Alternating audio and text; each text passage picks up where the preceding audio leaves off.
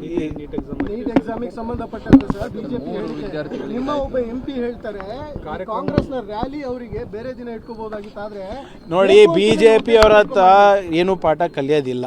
ಅವರು ನಿಜವಾಗ್ಲೂ ವಿದ್ಯಾರ್ಥಿಗಳ ಪರವಾಗಿದ್ದರೆ ಫಸ್ಟು ಕ್ಷಮೆ ಕೇಳಲಿ. 22 ಲಕ್ಷ ಜನರಿಗೆ ಮೋಸ ಮಾಡಿದ್ರಲ್ಲ ಕಳೆದ 10 ವರ್ಷದಲ್ಲಿ 90 ಪೇಪರ್ ಲೀಕ್ ಆಗಿದೆ. ಸುಮಾರು ಅಪ್ರಾಕ್ಸಿಮೇಟ್ಲಿ 90 ಪೇಪರ್ ಲೀಕ್ಸ್. ಡಯಾಬಿಟಿಸ್ಗೆ ಮೆಡಿಸಿನ್ ತಗೊಂಡು ಶುಗರ್ ಕಂಟ್ರೋಲ್ ನಲ್ಲಿದ್ದೀರಾ? ಮೆಹಾಟೋನ್ ಕೇರಳದ ಆಯುರ್ವೇದ ಫಾರ್ಮುಲೇಷನ್ ಇಡೀ ಮೆಟಾಬಾಲಿಕ್ ಬ್ಯಾಲೆನ್ಸ್ ಅನ್ನೇ ರಿಪೇರಿ ಮಾಡಿಬಿಡುತ್ತೆ. ಮೆಹಾಟೋನ್ ದೀರ್ಘಕಾಲದ ಸಹಜ ಜೀವನಕ್ಕೆ ಸಹಾಯ ಮಾಡುತ್ತದೆ. ಅದ್ರ ಬಗ್ಗೆ ಕ್ಷಮೆ ಕೇಳಲಿ. ಆಮೇಲೆ 3 ಜನ ಎಕ್ಸಾಮ್ ಬರಲಿಕ್ಕೆ ಆಗಿಲ್ಲ, ನಿಜ. ಕಾರಣಗಳು ನಾನು ಬಹಿರಂಗವಾಗಿ ಹೇಳಿದ್ದೀನಿ. ಒಬ್ಬರು ಮಾಗಡಿಯಿಂದ ಬರ್ತಾಯಿದ್ರು, ಮಾಗಡಿನಲ್ಲಿತ್ತ ನಮ್ಮದು ಇದರಲ್ಲಿ ನಮ್ಮ ಕಾಂಗ್ರೆಸ್ ರ್ಯಾಲಿ. ಇನ್ನೊಬ್ಬರು ಹಳೆಯ ಹಾಲ್ ಟಿಕೆಟ್ ತಂದಿದ್ದು, ಇನ್ನೊಬ್ಬರು RT ನಗರಿಂದ ಬರ್ತಾಯಿದ್ರು ಅಂತ ಇದೆ.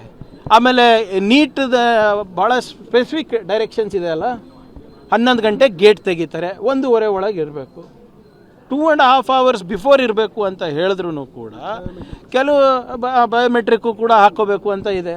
ಭಾಳ ಸ್ಪಷ್ಟವಾದಂಥ ಸ್ಟ್ಯಾಂಡರ್ಡ್ ಆಪರೇಟಿಂಗ್ ಪ್ರೊಸೀಜರ್ಸನ್ನು ಕೊಟ್ಟಿದ್ದಾರೆ. 720 ಜನನೋ ಏನೋ RC ಕಾಲೇಜ್ನಲ್ಲಿ ಬರೆದಿದ್ದಾರೆ. ಅದರಲ್ಲಿ 140 ಜನ ಆ್ಯಬ್ಸೆಂಟ್ ಇದ್ದರು. ಅವರೆಲ್ಲ ಹೆಂಗೆ ಹೋದರು? ಮತ್ತೆ ನೋಡಿ, ರಾಜಕೀಯ ಮಾಡಬೇಕು ಅಂದರೆ ಸರಿಯಾಗಿ ಮಾಡಿ, ಲಾಜಿಕಲ್ಲಾಗಿ ಮಾಡಿ. ಮತ್ತು ನೀವು ಫಸ್ಟ್ ಕ್ಷಮೆ ಕೇಳ್ರಪ್ಪ. ಈಗ ಡೆಲ್ಲಿನಲ್ಲಿ ಅಲ್ಲೂ ಕೂಡ ಸ್ಟೂಡೆಂಟ್ಸಿಗೆ ಎಕ್ಸಾಮ್ ಬರಲಿಕ್ಕೆ ಆಗಿಲ್ಲ. ಅದಕ್ಕೆ BJP ಸರ್ಕಾರ ಕಾರಣನ? ಅಲ್ಲಿ ಮುಂಬೈನಲ್ಲೂ ಕೂಡ 4 ಜನ ಪರೇಲಲ್ಲಿರ್ಬೋದು, ದೊಂಬಿವಿಲಿನಲ್ಲಿರ್ಬೋದು, ಅಲ್ಲಿ ಬರಲಿಕ್ಕಾಗಿಲ್ಲ. ಅಂದರೆ ಮಹಾರಾಷ್ಟ್ರ ಗೌರ್ಮೆಂಟ್ ಅಲ್ವಾ ಕಾರಣ?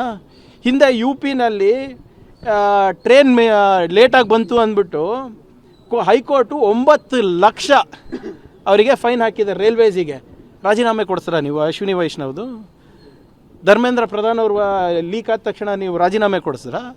ನೋಡಿ, ಇವರಿಗೆ ಸಾಮಾನ್ಯ ಪ್ರಜ್ಞೆ ಇದ್ದರೆ ಮಾತಾಡ್ಬೋದು. ಇವ್ರೆ ಈ ಖಾಲಿ ಟ್ರಂಕ್ಗಳ ಜೊತೆ ಏನಂತ ಮಾತಾಡೋದು? But MP sir, Lok Sabha MP ಈ ರೀತಿ ಅಲಿಗೇಷನ್ ಮಾಡ್ತಿರೋದು. ಪ್ರಧಾನ ಮಂತ್ರಿಗೆ ಸಾಮಾನ್ಯ ಪ್ರಜ್ಞೆ ಇಲ್ಲ ಅಂದರೆ ಅಂಥವ್ರೇ ಆರ್ಸ್ ಬರ್ತಾರೆ. ಬನ್ನಿ.